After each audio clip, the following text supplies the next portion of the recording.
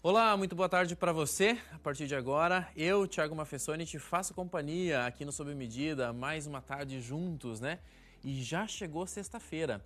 Como passou rápido essa semana. Na verdade, as pessoas estão falando o tempo todo, né? Que o tempo está passando mais rápido. E olha, quando a gente menos espera, o final do ano já está chegando. E aí você fez o que você planejou, você já pensou nas suas atividades, naquilo que você gostaria de ter feito e assim por diante? É bom essa reflexão, né? A gente pensar que ainda dá tempo, tem alguns meses, muito tempo, né? E meses pela frente para a gente realmente realizar todas essas questões. Aqui no nosso programa de hoje, vamos falar sobre assuntos que fazem a gente também pensar na vida, refletir sobre como a gente lida com as situações.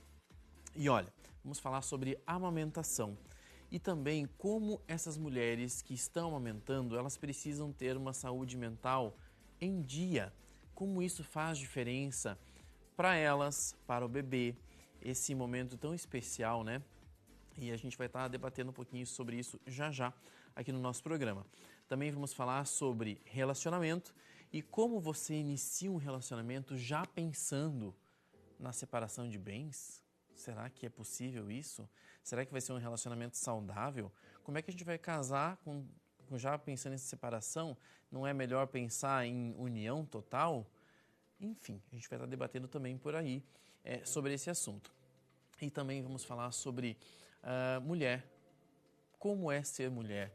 Quais são os papéis que ela desempenha hoje e de onde vem esse aprendizado? Quem ensina a mulher a ser mulher? A gente sabe que as mães têm esse papel fundamental nisso tudo, mas e quem ensinou as mães a serem mulheres também? Então é um assunto interessante demais que a gente vai debater com a Juliana Curon, que daqui a pouquinho vai estar aqui com a gente. A partir de agora o nossa programa está começando, quero sua companhia então até 6 horas da tarde. Não saia daí que o Sob Medida está no ar. Coloca a trilha.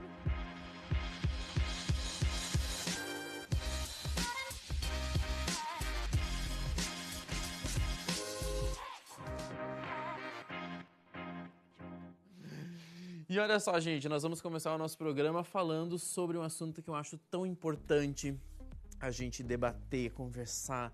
Saúde mental é algo tão necessário hoje em dia. Heloísa, tudo bem contigo? Tudo bem, e você, Thiago? Tudo bem. Que Seja bom. bem-vinda mais uma vez. Ai, obrigada, sempre é um prazer. Que bom. E eu quase não gosto desse assunto, né? Não, né? Não, eu quase não gosto de estar aqui e falar sobre saúde mental, sobre amamentação, nossa. Ai, que difícil isso pra você. Ai, péssimo. Elô, quando a gente fala em amamentação, a gente às vezes não se dá conta de que uma mulher, quando ela está de bem consigo mesma, de bem com o meio que ela está convivendo, tudo fica mais fácil para ela, não é? Sim, com certeza. Existem muitas coisas que mudam assim durante a gestação, porque parece que a mulher ela acaba se tornando uma deusa, né? Algumas pessoas veem dessa forma. Então, Sim. tem aquela luz, tem aquela energia, né? Tipo, ai, que linda, tá gravidinha, quantos meses, como é que tá? Quando vai nascer esse neném? Então, tem essa questão, né? A família às vezes se movimenta também para receber essa criança, né? E acaba toda essa mudança em relação à saúde emocional dela. Porque, às vezes, essa atenção pode chegar de um jeito negativo também, né? Pensando, sabe, Thiago, no que a gente ia conversar, como seria essa discussão hoje, eu fiquei me questionando e pensando, a gente está saindo do agosto dourado. É verdade. Que é um mês em relação à amamentação, né? E que é muito importante, a gente precisa ressaltar isso.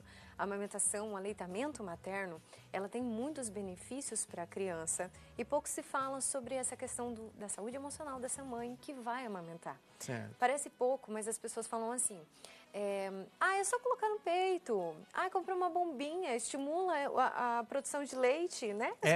É muito simples. Muito simples, muito fácil. Nossa, minha avó amamentou 8, por que você não vai conseguir amamentar 1? Sim. Né?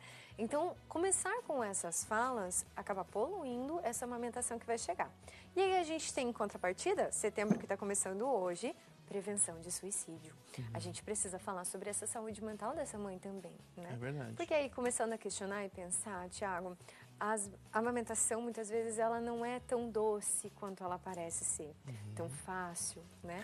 Eu sempre entrevisto aqui no programa também vários profissionais que falam sobre isso. E a gente vê muitos relatos, né, de mães que sofrem na hora da amamentação. Porque, como você falou, não é um mar de rosas, não. Tem o bico rachado, tem infecções que acontecem, a criança não tem a pega correta. Sim. E machuca a mãe, e assim por diante. Daí aquela mãe começa a ficar com aquele seio grande porque não consegue esvaziar de forma correta. Então, é um monte de coisa que acontece ali que não é realmente... Ai, que linda a amamentação, ver aquelas imagens todas perfeitas. Não é assim que acontece. Não, exatamente. Quando essa mulher ela está começando, né, é a primeira experiência que ela vai ter. É a primeira também, a gente precisa pensar muito isso, do bebê também. Esse bebê nunca existiu, ele nunca mamou. Então, ele muitas vezes não vai saber o que ele precisa fazer, né? Então, estimular ou até desestimular essa questão desse romantismo, dessa beleza toda que existe na amamentação, faz a gente pensar que não é horrível amamentar. Não é que você vai ter esse sangramento, vai ter que viver essa dor, ou precisaria viver isso, né? Porque se tem dor, se tem sangue, é porque alguma coisa está acontecendo de uma forma errada, né? Só que a gente precisa pensar. Uma mulher que está no seu puerpério, que está nesses primeiros dias do pós-parto, Tiago, ela vai sofrer muitas alterações no humor, né? Então, antes na gestação, ela está tendo muitos hormônios ali, tem endorfina, tem muita coisa acontecendo no corpo. Sim, e eu vou fazer até um parênteses. Parece que é só nesse momento, mas não, né? A mulher está com os hormônios o tempo inteiro em ebulição. Exatamente, exatamente. Não é? Mas na gravidez e depois no puerpério é mais intenso. Exato, porque a hora que a gente tem, eu falo assim, né, saiu a placenta, que daí terminamos ali a gestação, aquilo ali dá um boom no corpo da mulher. E a gente às vezes não olha para esse processo hormonal que começa a acontecer. Antes o teu corpo estava com muita produção de hormônio, e aí tinha um bebezinho ali que estava sendo formado, agora não tem mais. E aí não tem mais esse bebê, não precisa mais desses hormônios, até o teu corpo se regular novamente, vai um tempo, vai um processo. Sim. Só que aí a gente tem uma criança chorando, a gente tem um peito inchado, um peito murcho, um peito inchado, né? Como você mesmo trouxe. Então, aqui começam a aparecer as divergências na saúde mental, nesse processo emocional. Uma coisa que eu percebo muito, Tiago, eu acho legal também fazendo outro parênteses, é a questão do machismo que a gente vive muitas vezes na sociedade. Você já ouviu falar naquela frase, quem pariu que balance? Sim. Ixi, quantas vezes, né? Quantas pessoas falam isso ainda hoje? Exato. Em contrapartida, a gente tem uma outra frase que eu sou apaixonada. É preciso uma aldeia para criar uma criança. Ou seja, se precisa uma aldeia para criar uma criança, não tem como essa mãe estar sozinha nesse processo, né? Então, por que só quem pariu que balança? Né? Olhar para esse processo faz a gente pensar que a maternidade ela traz muitas vezes uma solidão e que favorece ainda mais para um processo pós-parto, depressivo, ansioso, com muitas características que vão mudar muito a amamentação. Olha só, quando a gente tem níveis de cortisol sendo produzidos no nosso corpo, Tiago, a gente não tem a prolactina, que é o hormônio responsável pela amamentação. Então, ou o teu corpo está absorvendo um e produzindo o outro, ou não tem. Então, se você tem leite, você não tem estresse. Se tem estresse, não tem leite. Exatamente. Tanto que algumas mulheres relatam assim, fui dormir com o peito cheio, acordei seca, não tinha mais leite. E acontece, e é real mesmo. E muitas mulheres acabam sofrendo aí porque vem aquela questão, culpa materna, preciso amamentar, o meu bebê precisa de mim. Como eu vou ser uma mulher que não amamenta? Como é que eu vou fazer isso com o meu filho? Né? Que tipo de mãe eu sou? Né? Então, esses tipos de questionamento, eles começam a aparecer e que vão favorecendo ainda mais um processo depressivo, um processo de estresse, um processo ansioso e que vai cada vez mais secando esse leite da mulher. Sim. Então, assim... Ela vai carregando um peso gigante nas costas de muitas funções que ela precisa desempenhar. Exato. Ela tem que ser mãe, ela tem que cuidar da casa, ela tem que pensar no que muitas vezes o marido vai chegar em casa e vai comer, como vai fazer isso, e todas essas questões, né?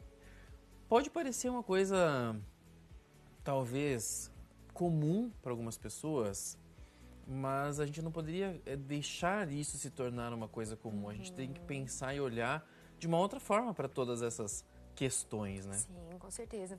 Até porque mulher já tem essa característica de se comparar muito com as outras, né? A gente, infelizmente, vive uma sociedade que alimenta muito essa competição. E aí, quando eu olho para pra vizinha, né? A vizinha amamentou, a vizinha tem uma vida linda, a vizinha dá conta, a vizinha isso, a vizinha aquilo, Sim. né? A gente entra num processo comparativo que muitas vezes não é real. Não é real, porque as pessoas não sabem o quanto essa vizinha demorou para dormir durante a noite, não sabe quantas vezes ela chorou em casa, no quarto, fechadinha. Exato. E às vezes a gente olha só para a parte bonita, Sim. aquela parte externa onde ela sai com o seu filho, no seu bebê conforto maravilhoso e assim por diante, e não sabe todas as dificuldades que ela também está vivendo dentro de casa. Exato.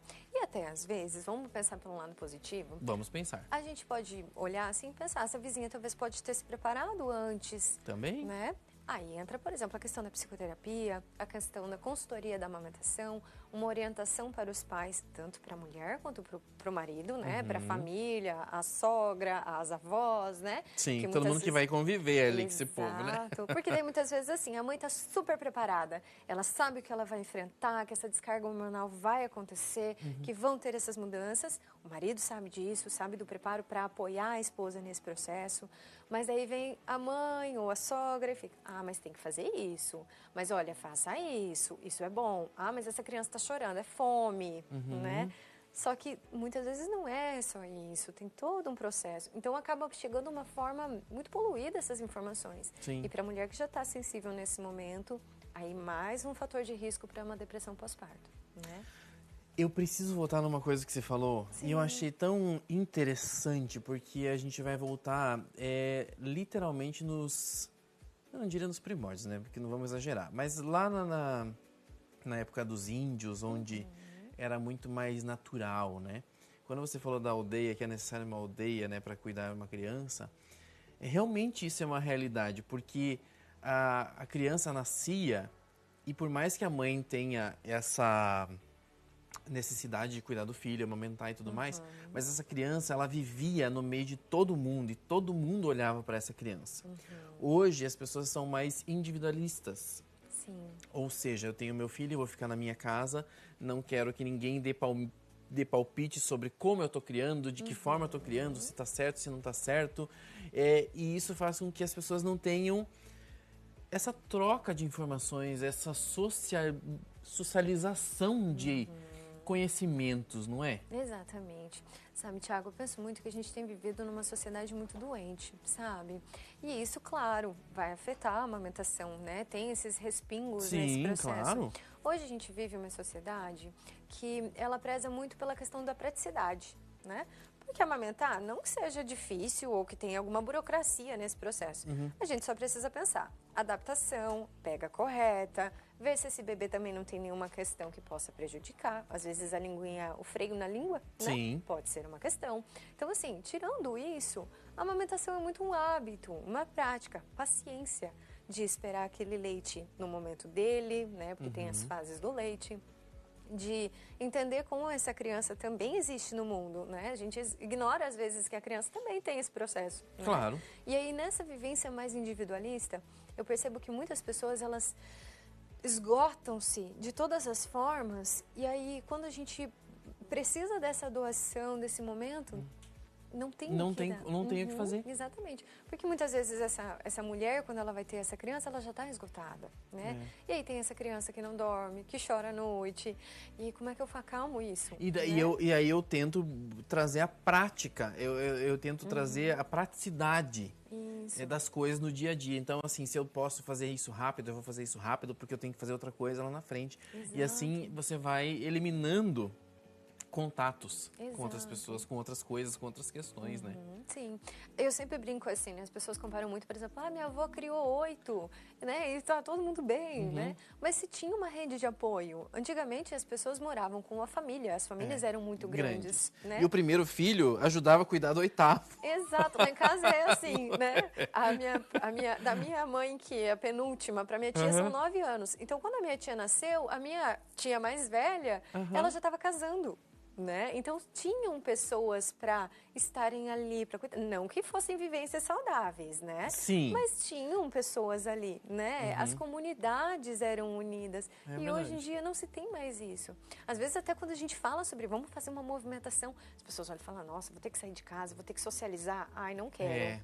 Porque a ideia dela não vai bater com a minha. Exato. E aí eu vou ir lá para fazer divergências e tudo mais, não é muito legal. Aí as pessoas preferem ficar em casa. Sim, às vezes preferem, Thiago, aceitar que a amamentação dói mesmo, com essa visão poluída, sabe? Sim. A amamentação vai doer, meu peito vai sangrar, tem que puxar o bico do seio para fazer bico, e é isso, pronto, acabou.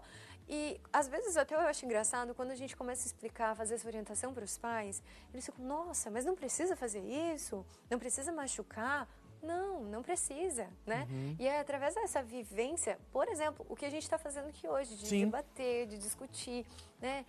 Faz com que a gente abra essa mente, porque a amamentação, ela é um fator crucial. Se a gente fosse parar para pensar, você falando assim, né?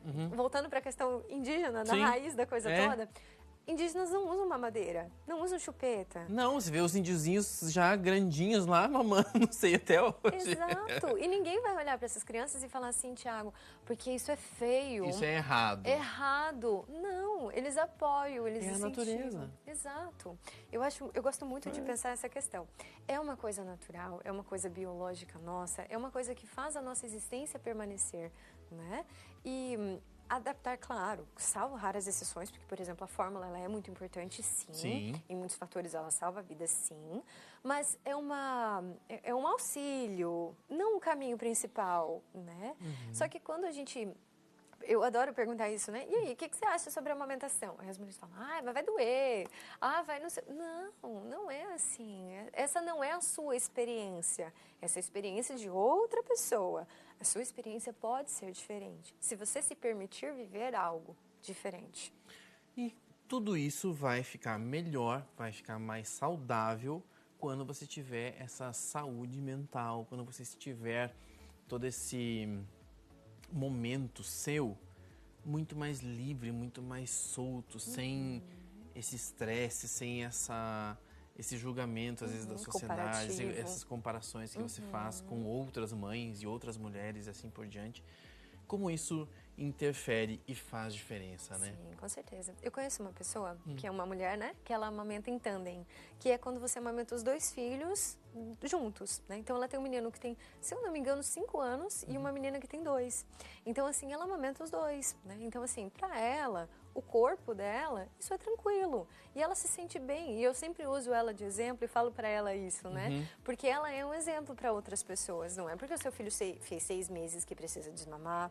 Não é porque tem 1 ano que precisa desmamar. É quando você sentir no seu corpo que aquilo já não é mais necessário. Porque aí a gente entra numa questão de liberdade do físico, né? Sim. Não, liberdade do físico. Depois dos 6 meses, esse leite acaba se tornando complementar, né? Mas tem a questão do vínculo, do afeto, da geração de uma conversa, de um olhar, que às vezes vale muito mais do que um brincar com a criança, um estar ali, um falar. É um momento de vocês dois e que isso, unicamente, só a mãe pode prover. Sim. Só.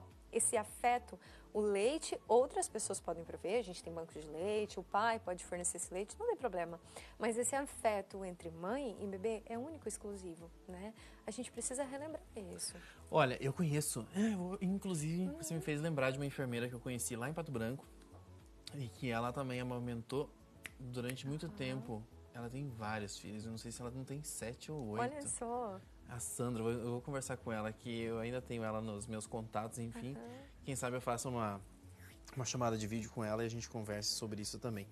Heloísa, precisamos terminar o nosso bate-papo. Queria agradecer mais uma vez a presença por aqui. Imagina, eu adoro falar sobre isso, falar sobre outras coisas. Nós estamos aqui e a importância é de divulgar essas informações, né, Thiago? De ter pessoas que falem sobre isso com seriedade, né? Porque a gente precisa desse apoio. Nós, mulheres, somos muito desunidas. E aí pensar, a gente precisa de uma aldeia para criar uma criança. Então, a gente precisa desses contatos, dessas vivências, dessas trocas de experiências e sempre pensar. Pensamentos críticos. Será que isso é normal? Será que isso é natural? Será que é assim mesmo? É só isso, essa experiência? Pode ser melhor? Pode ser mais agradável? O preparo, ele vem da saúde mental, vem de entender essa construção, vem de entender todas essas ideias que essa mulher tem, porque a amamentação, ela é fundamental. Eu não tenho nem como descrever a amamentação. Sou apaixonada nessa área. Saúde mental, Ela é apaixonada nessa área, não tem jeito. Obrigado mais uma vez. Eu que agradeço. Até a próxima, hein? Até. Ela demora um pouquinho para voltar, mas ela não vai demorar da próxima vez. Então vai. Bom, gente, agora nós vamos conversar com o Dr. João lá da Palma Odontologia, para a gente saber sobre esse procedimento que é tão importante para tanta gente, que é o implante dentário. Vamos ver? Muitas vezes eu vejo as pessoas se questionando, né? Por que fazer um implante dentário? Por que eu tenho que ir lá fazer uma cirurgia e mudar talvez aquilo que eu conviva há tanto tempo? Eu tenho uma dentadura e tá lá, eu tô comendo e tá tudo certo. Me incomoda eu ter que tirar aquela dentadura todos os dias e fazer isso, esse procedimento. Mas eu vou deixando. A partir do momento, Dr. João, que a pessoa tem essa facilidade, essa mudança de vida, no sentido de tirar, não tem que ficar mais limpando dentadura e assim por diante. Eu falo dentadura que é mais fácil para as pessoas entenderem. Mas quando eu mudo isso e faço um implante dentário, eu tô realmente mudando a minha vida, o meu jeito de lidar com as coisas e meus hábitos também, não é? Sim, uma mudança, vamos dizer, 100%. É radical. Radical. Porque, por exemplo, quando você tem um paciente tem uma prótese total, uma dentadura, sim, ele tem 20% de carga de mastigação. Então, ele tem um comprometimento da saúde no geral.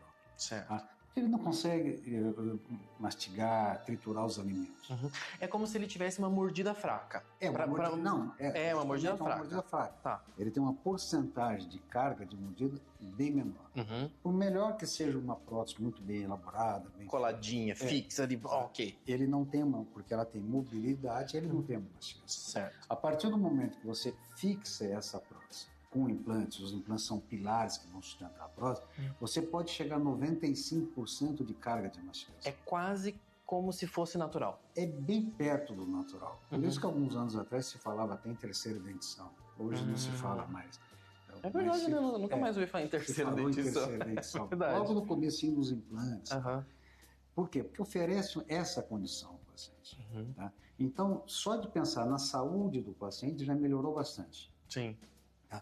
Depois, com o implante colocado, nós estamos preservando a estrutura óssea. Por quê? Quando você tira dente, você fica sem dente, você perde o estímulo dado nos ossos, pela raiz dos dentes. É como se aquele osso fosse, eu não diria desgastando, mas ele vai ficando enfraquecido, porque ele não é usado. Ele vai reabsorvendo, tá? Ele vai perdendo. Tá? Certo. Mesma coisa, se você colocar um braço numa tipóia e passar bons anos, esse osso vai ter uma reabsorção por falta de osso. Certo. Tá? As nossas raízes dos dentes dá esse estímulo no osso. E se você tira a raiz de dente, você perde o osso. Certo. A partir do momento que você pôs o implante, você começa a trabalhar a mastigação nesse implante, você resgata essa perda. Então você deu um estímulo que esse osso precisava. Com isso você vai melhorar, dar uma longevidade maior para essa pessoa, em termos de mastigação, em termos de qualidade de vida. E eu acho que quando acontece essa mudança, né, de vida, de maneira como você come os alimentos, você fica mais feliz, você fica muito mais ágil, você quer fazer mais coisas.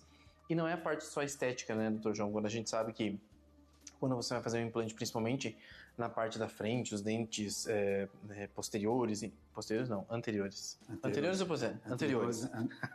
Posteriores é lá de trás, anteriores. Fica diferente porque a gente está falando de estética, mas a gente está falando também de força, como você citou agora.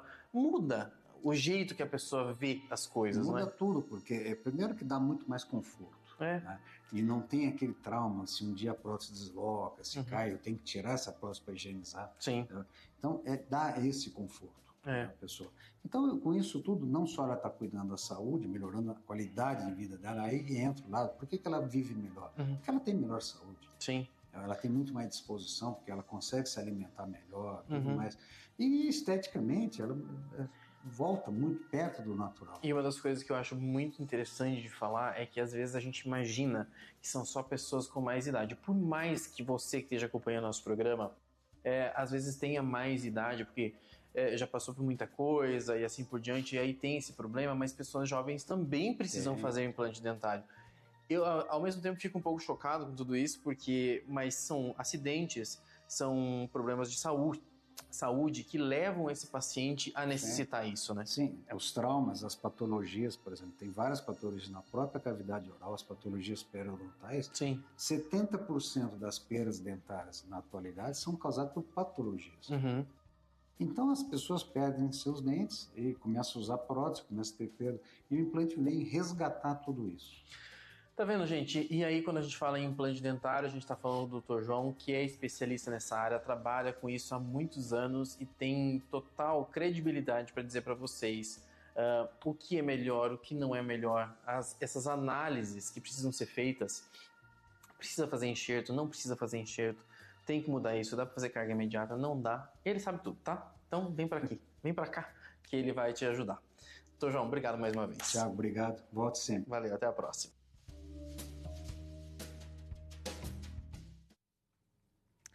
Vamos falar um pouquinho de Sodi agora. Hoje é sexta-feira, dá tempo de você ligar agora em uma das unidades da Sodi aqui de Cascavel para você fazer a encomenda do seu bolo especial. Você que quer um sabor diferente, por exemplo, como esse que eu estou experimentando aqui essa semana. Esse bolo aqui é o de frutas vermelhas. A última vez que eu mostrei esse bolo aqui no programa, inclusive teve gente que saiu correndo lá para buscar na Sodi, mas aí não tinha a pronta entrega. Então, esses bolos que são um pouco diferentes, que fogem do tradicional. E quando eu falo tradicional, é o trufado preto e branco, é o abacaxi com coco, leite condensado com morango. Esses bolos são bem tradicionais e aí você encontra sempre lá, prontinhos. Mas esses que têm frutas vermelhas, maracujá, alguma coisa diferente, aí você faz a encomenda. Provavelmente de manhã você faz a encomenda, de tarde você já pode ir lá buscar. Se você está se planejando agora para o final de semana, ligue já lá na Sodi, já faça a sua reserva. Esse bolo aqui de frutas vermelhas é realmente uma delícia, porque ele tem essa calda que dá todo o sabor especial. Vou provar agora um pedacinho, né?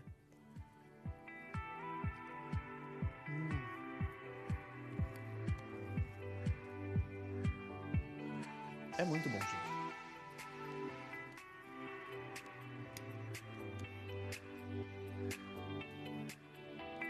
Morango, framboesa, amora. Olha, uma coisa deliciosa, tá? É de salivar de verdade. Então, se você não conhece os bolos da Sodi ainda, não perca tempo, passe por lá e garanta o seu pro seu final de semana, tá certo? A gente vai fazer um rápido intervalo aqui no programa. Daqui a pouquinho estamos de volta. Imagens ao vivo para vocês aqui de Cascavel, 27 graus nesse momento.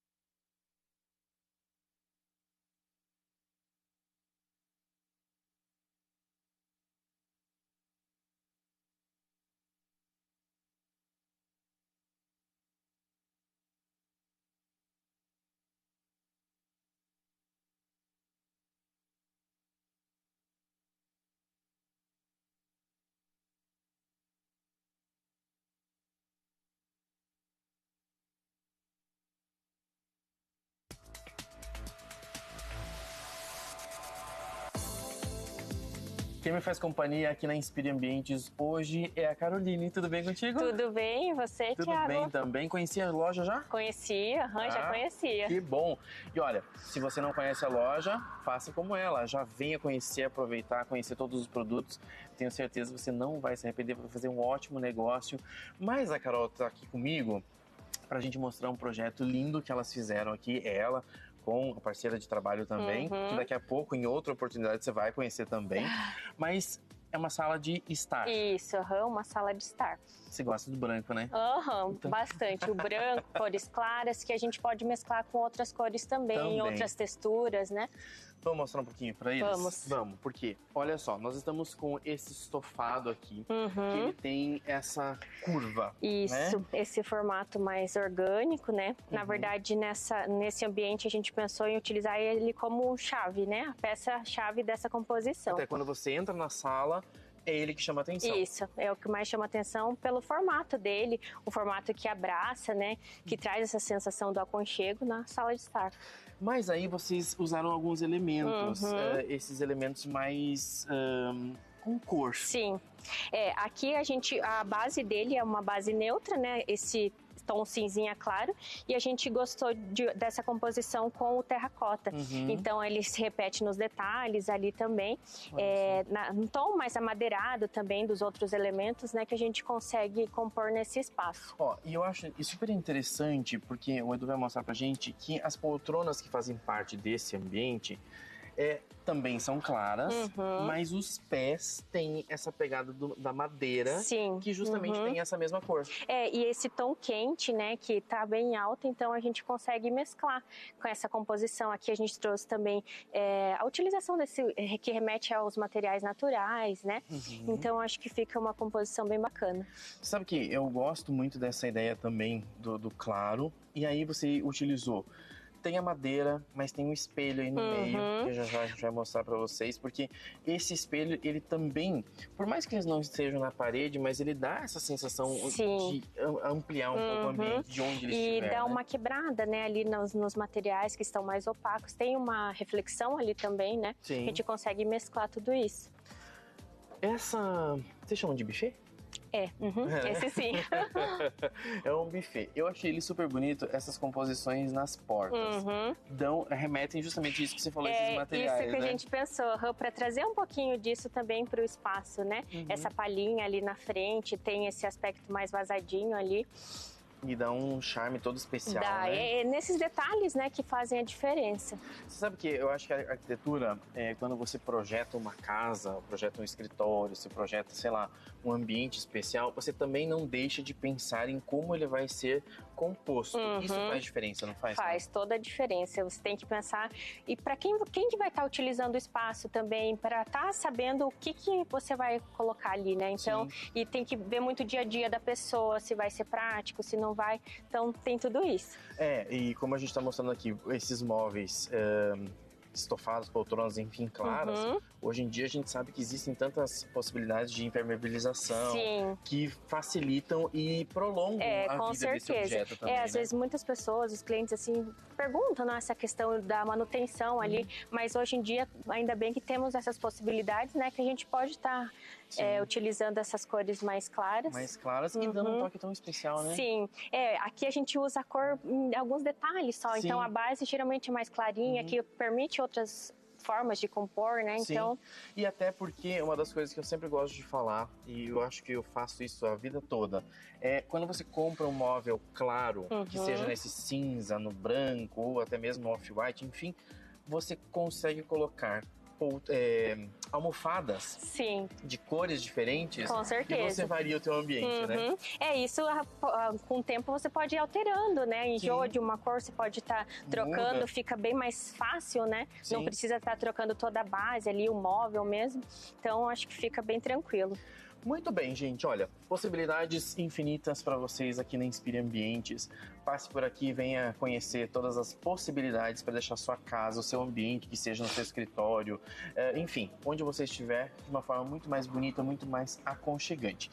Carolina, queria agradecer a presença aqui hoje. Eu que agradeço. Até Obrigada. Até mais.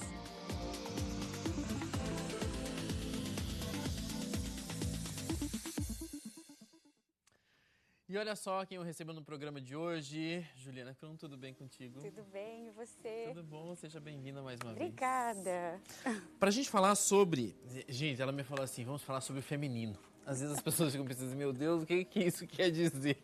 O que é feminino? O que é o feminino das pessoas e assim por diante? Ju, quando a gente fala em ser mulher ou, né, ser do sexo feminino, é um peso muito grande. Pelo menos assim, a gente tem essa sensação, porque são muitas responsabilidades. Inclusive, a gente estava falando na entrevista anterior sobre a amamentação, sobre toda essa carga que a mulher tem, né? Mas quem ensinou a mulher a ser mulher? Na verdade, a gente aprende... Ó, antes de responder... Diga. Deixa eu fazer um parênteses Faça. aqui, posso? A gente não vai culpar a mãe. Nem não vai culpar ninguém. a mãe? Não. Tá, que bom. Porque quando eu falo desse assunto, as pessoas falam, mas tudo é culpa da mãe. Não. Mas a gente aprende a ser mulher com a mãe. A gente aprende... Veja, nós somos um feminino e um masculino. Nós somos do nosso pai e da nossa mãe. Mas a mulher... o ideal seria que ela tivesse mais nesse princípio dessa energia feminina e o homem mais nesse princípio da energia masculina. Só que a gente aprende a ser mulher e aprende a lidar com o nosso feminino, com esse lado feminino, com a nossa mãe, dentro já do útero da nossa mãe. Então, a gente, enquanto bebês, os bebês são conscientes. Essa história de que o bebê está dentro da barriga e ali ele não está vendo nada, ali ele não sabe do que está acontecendo, isso não é real. Ele sente tudo em tempo real com a mãe.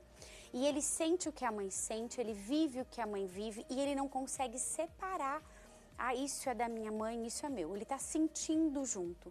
Então, a mulher ela já vai entendendo como é se relacionar, como é ser mulher dentro do útero da mãe nessa experiência ali com o útero. Depois que ela vem, depois que ela nasce, ela também vai aprendendo a ser mulher com a mãe. E quando a gente fala nesse feminino ferido, que é um termo que eu uso bastante, o que isso quer dizer? Né? Que nós temos essa nossa parte feminina machucada, ferida. E isso está vindo de muitas gerações. Está machucado, ferido, em que sentido? Vou dar alguns exemplos, tá? Para ficar mais fácil. A mulher, hoje, tem muitas mulheres adultas, com idade de adultas, mas num comportamento ainda mais infantil. Não consegue decidir. Vou casar, não vou casar, vou fazer essa faculdade, não vou. Será que eu vou morar junto? Será que eu não vou? Isso, muito em dúvida. Vou fazer essa terapia? Hoje eu até falei isso no Instagram. Vou fazer terapia? Não vou. O que eu faço? Elas não conseguem tomar decisões. Medo de errar, precisar de certeza absoluta. Elas têm dificuldade de reconhecer o que sente. Isso é um feminino ferido. Eu tô chorando. Por que você tá chorando? É porque eu tô com raiva. E às vezes ela não tá com raiva, ela tá frustrada. E ela vai aprender sobre como nomear os sentimentos, diferenciar os sentimentos com a mãe.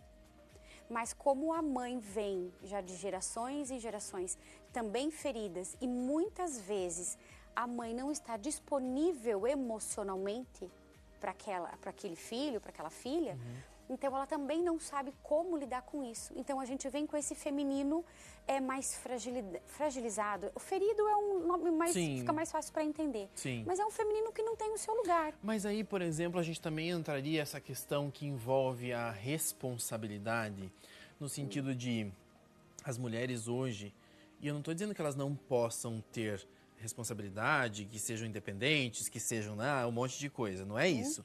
Só que, ao mesmo tempo, é uma sobrecarga com relação a essas obrigações que foram impostas pela sociedade. Porque, por exemplo, a mãe de fulana sempre teve que arcar com todas as despesas de casa, porque ela não tinha o pai, ela se separou, e aí assim por diante. Então, aí a filha também cresceu ouvindo da mãe... E vivendo isso. E vivendo que ela também precisaria ser aquela mulher independente, que não precisa depender de homem nenhum, que sabe? Esse tipo de coisa. É mais ou menos isso. É isso. Olha, você deu um exemplo muito real, muito legal. A gente escuta muito, não dependa de homem, vai estudar, o que eu não estudei, né? Eu não pude estudar, agora você precisa estudar. Olha os exemplos compensatórios. Faça tudo que eu não pude fazer. Por amor a você eu te dou tudo. E esse tudo, será que esse tudo ela precisa? Então a gente começa a repetir padrões das nossas mães, das nossas ancestrais, ou compensar. Ou seja, agora eu vou fazer tudo o contrário. A minha mãe é submissa, não saía de casa, ficava só em casa, meu pai saía. Meu pai trabalhava, meu pai deixava minha mãe sozinha. Hoje eu vou compensar isso e eu não vou ser submissa. Ai daquele homem que aprontar comigo. Ai daquele homem que não fizer o que eu quero. Então a gente tem esses discursos feridos, de uma mulher ferida, discursos compensatórios, mostrando que existiu uma ferida na base, lá no início. Eu falei da gestação, vou dar um exemplo da gestação. Você falou mesmo, uma mãe que cuidou dessa filha sozinha. Então aí começam a falar, ela é pai e mãe. Não, ela não é pai e mãe, ela é a mãe, existe ausência do pai. Existe ausência do masculino. Isso precisa ser colocado no lugar, em cada coisa no seu lugar. Então, ela veio de uma mãe que sofreu para poder criar essa menina. Ela vai trazer que ser mulher é sofrer abandono, é sofrer traição, é ficar sozinha, então, ou rejeição, a ferida da rejeição.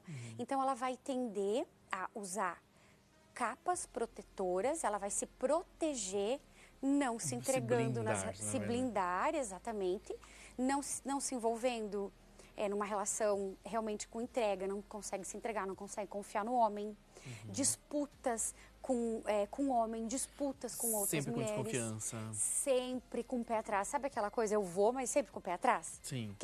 Não consegue fazer essa entrega como você acabou de falar. Não tem como. Não, para ter entrega é preciso ter confiança. Então, para você confiar, é preciso você ter uma base para isso. E a gente vem já há muito tempo sem essa base. De mães lutadoras, guerreiras. Você falou ali, ó, minha mãe era casada com meu pai não abandonou minha mãe. Mas a minha mãe vinha com um discurso. Cuidado, você precisa estudar, não dá para depender de homem. Ela não foi abandonada. Não, isso não aconteceu. Mas isso vinha da linhagem da minha mãe, mulheres onde elas ficavam sozinhas porque os homens faziam o que queriam. Sim.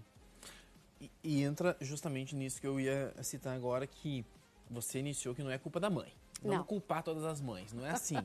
Mas, queira ou não, essas referências são passadas de geração para geração. Isso. Não tem como fugir disso. Não. Tem como você mudar essa prática de hoje. Isso. Você tentar ressignificar, entender esse processo que não é como a sua mãe fez. Isso. Sem o julgamento. Porque, por exemplo, a minha mãe fez isso, mas graças a ela eu sou assim hoje. Eu tenho o meu feminino ferido e assim por diante. Mas não é culpa dela. Foi porque ela precisava, naquele momento, fazer dessa forma. Eu acho que entender esse processo... A gente está falando de constelação, a gente está falando de um monte de feminino mesmo, sabe? Desse olhar para a mulher mesmo, né? Então, esse não julgar a mãe é justamente isso, você entender que ela fez o que precisava ser feito naquele momento. Exatamente. E talvez você precise fazer diferente ou entender de uma forma diferente hoje. E isso aí é mais difícil, Thiago. Porque a gente até sabe na teoria, você até citou a constelação, né? Uma das bases que eu atuo no meu trabalho é a terapia sistêmica. A gente saber e a gente conseguir fazer diferente, aí tem um caminho bem doloroso. Bem extenso às vezes. Isso, muito, é uma travessia muito longa. Porque você sabe disso, mas é tão forte. Thiago, não vamos desmerecer, não estou aqui para desmerecer nem homem nem mulher, mas a relação com a mãe talvez seja uma das relações mais importantes. Então, esse vínculo, ainda que seja na dor, ele é muito grande. Para eu sair desse lugar e fazer diferente, é preciso muita terapia, é preciso você passar por muitos enfrentamentos. Eu falo, você precisa bancar a tua escolha, pagar os preços. Os preços por essa escolha. Que são altos por essa escolha, mas você paga preço. Ou você fica na dor e perpetua e continua, ou você paga esse preço e pode fazer diferente.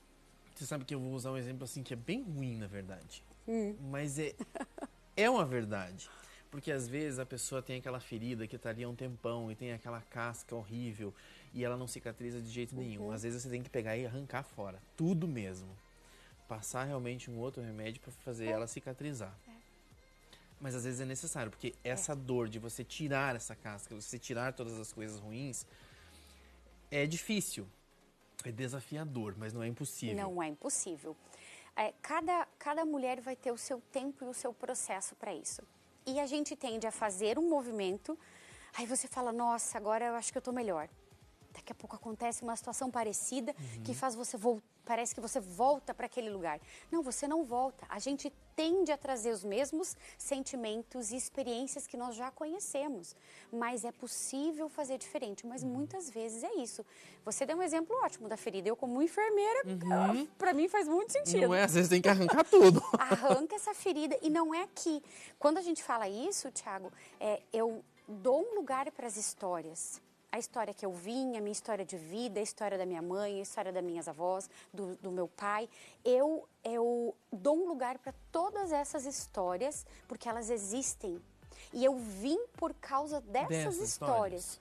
Só através dessas histórias. Só que eu olhar para isso e fazer meu movimento para que eu consiga fazer um pouco diferente, isso, inclusive, Thiago, é uma homenagem a o que as mulheres do nosso sistema viveram. Se a gente for olhar, pega a sua árvore, pega a mãe, pega a avó materna, avó paterna, pega tias e olha as histórias dessas mulheres. Histórias de muita dor. E aí você poder vir e falar assim, olha, o que vocês não puderam viver, eu posso, por mim, por vocês, por homenagem a vocês, por nós, eu posso viver diferente. Você sabe, e eu acho tão interessante essa fala, porque na verdade as pessoas não têm ideia, muitas vezes, do que essas mulheres passaram, tá? Às vezes a gente tem, mas a minha mãe viveu isso. Sim, você sabe da sua mãe a partir do momento que você nasceu e quando você tomou consciência do que era sua mãe, de quem era sua mãe. Mas antes de você nascer, antes de você ter toda essa consciência, ela viveu um monte de coisa na vida. Isso, ela foi uma mulher antes de ser mãe. Exatamente. Não é? Ela é uma mulher antes de ser mãe. E ela teve vó, e ela teve parentes, e ela soube de coisas que você talvez nem tenha nem ideia do que passou na cabeça dela. Isso. E como o seu filho também vai fazer isso. E assim por diante. Então, são essas percepções que a gente tem que ter dessas mulheres, das dificuldades. Mas ela passou tanta dificuldade, mas você não sabe quais são. Porque para você pode ser que uma dificuldade seja uma e para outra pode ser que seja a coisa mais fácil do mundo. Mas para você é difícil. Exatamente. Depende da percepção de cada mulher, como ela percebeu aquilo. Vai conversar, senta e conversa com as nossas avós.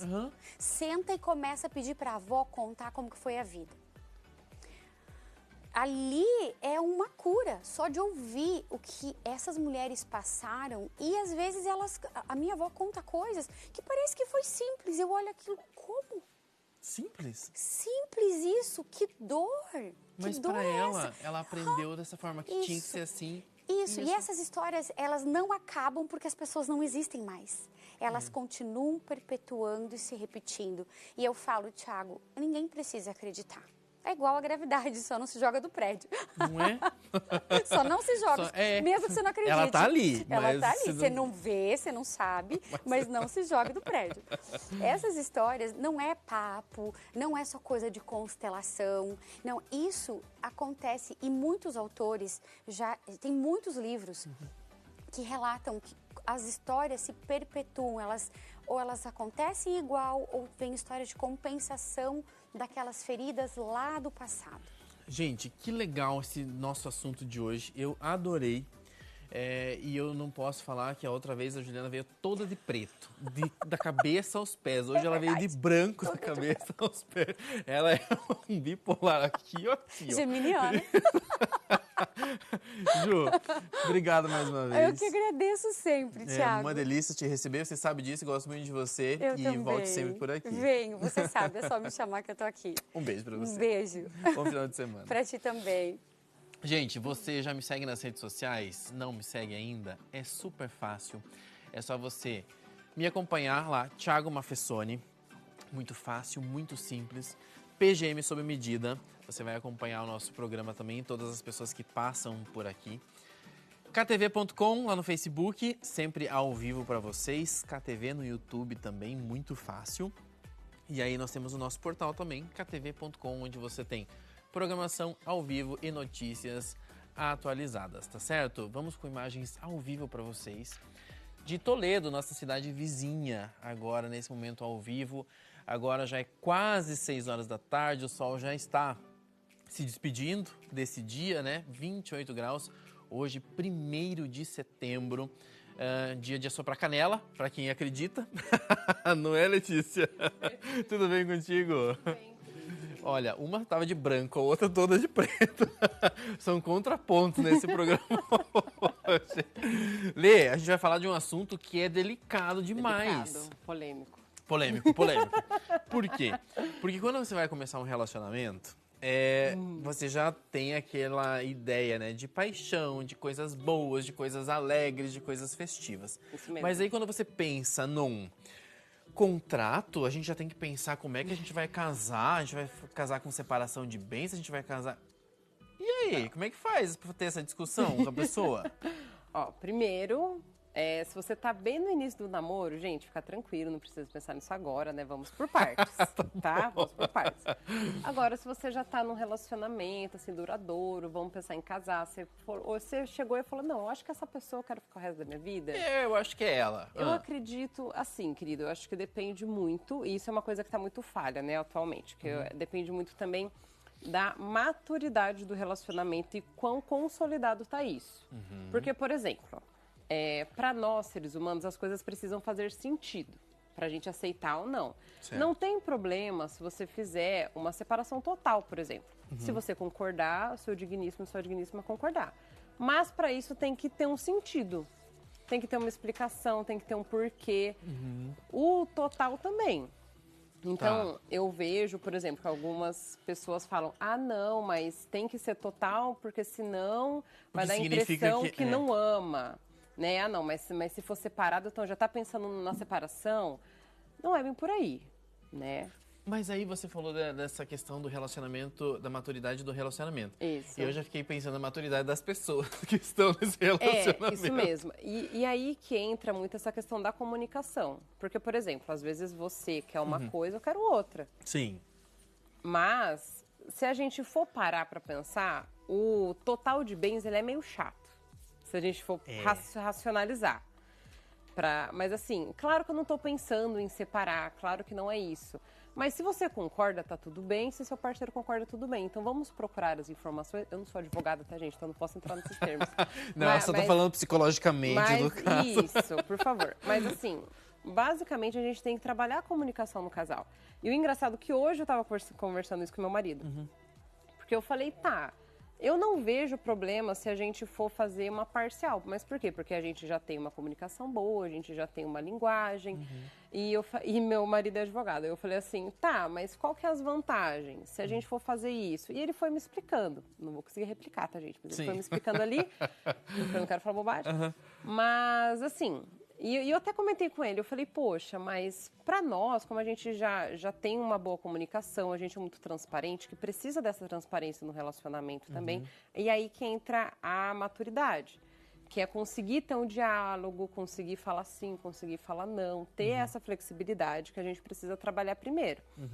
E eu até comentei com ele, eu falei, se você falasse para mim, porque eu amo você, porque eu confio em você e a gente tem essa clareza...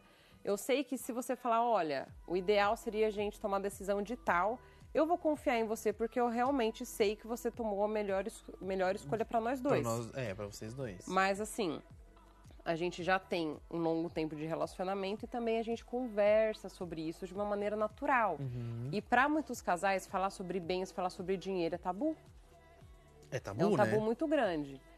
Você sabe que existe uma questão também que eu conheço mulheres, por exemplo, que casaram e, entre aspas, abandonaram a carreira. Não gosto nem de usar esse termo abandonaram, mas se afastaram um pouco da carreira, enfim, né? E aí, para elas, também é uma coisa difícil, porque elas optaram por cuidar da casa e tudo mais. Se elas falarem para eles, eu quero casamento com união total de bens... porque elas também têm que pensar um dia que se numa separação, elas também precisam ter alguma coisa depois, porque elas abandonaram, elas abdicaram de todo o resto da vida para fazer alguma coisa pela família. Então, Sim. Mas isso é uma conversa, é uma... E aí que tá. Se a pessoa, ela tem um bom caráter, ela não vai deixar você na mão, mesmo na separação. Também tem essa. Mas depois da separação a gente nunca sabe, né? Porque o que é complicado na separação é muito emocional. Também tem o isso, emocional, né? Que se você eu amo muito, eu não aceito, vai dar ruim. Por mais, por exemplo, sem falar de assuntos polêmicos, de traição, por exemplo. Às vezes a pessoa realmente falou, olha, Thiago, eu decidi que eu não quero mais, vamos separar.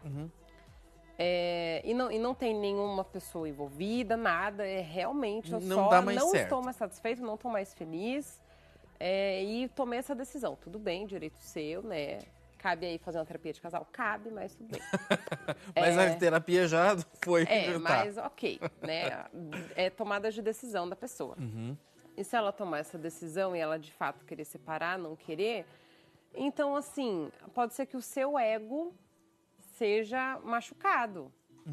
E nesse processo de separação, até talvez juridicamente, isso vai atrapalhar, porque é o seu emocional que está ali. Então, por isso que sim, é complicado falar disso, mas os casais, eles não falam sobre dinheiro, querido. Eles não falam sobre bens e tem que falar. E lá, é necessário. Tá, como você falou, não precisa ser lá no começo, tipo assim, oi, se conheceu hoje, então, vamos casar como, né? Não é assim que funciona. Se a gente for casar? Mas...